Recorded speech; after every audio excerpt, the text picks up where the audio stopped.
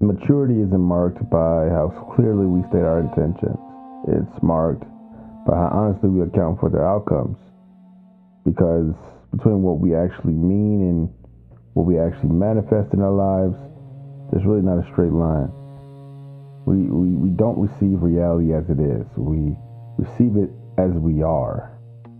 We filter truth through our unexamined wounds or our performances or our need for control.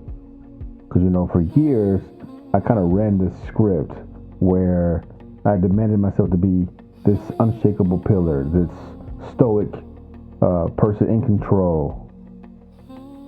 But when life hit, that stoicism fell apart.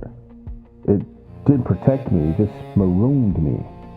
I found myself standing upright over a grave where I actually belonged on my knees in sorrow and weeping. I document this in a new volume of Field Notes. It's live right now on the site. It's called The Distortion Layer. Let's audit the architecture.